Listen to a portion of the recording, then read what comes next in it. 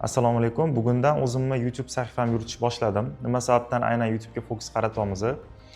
Xo'p, chunki YouTube'dagi ma'lumotlardagi informatsiyani agar siz miyaga qabul qiladigan bo'lsangiz, uni miyada qolish protsenti ancha kattaroq bo'ladi, chem Instagramga qaraganda. Biz Instagramda ham shorts videolar orqali o'zimizdagi bir qanaqadir ma'lumotlarni, fikrlarimizni yoritib borsak bo'lardi.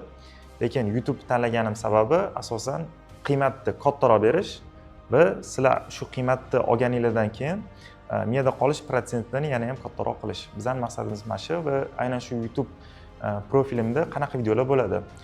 Bu sohamga tegishli videolar, arxitektura sohasiga tegishli videolar va o'zimning shaxsiy fikrlarim, kimdir agar yosh bo'ladigan bo'lsa yoki universitetga topshirayotgan bo'lsa, universitetga topshirib hayotida qanaqadir yo'lini topolmagan, sohasini topolmagan bolalar, qizlar bo'ladigan bo'lsa, ularga aynan shu YouTube sahifamni kuzatishni maslahat beraman, chunki qiymatli ma'lumotlarni berib borishga harakat qilamiz.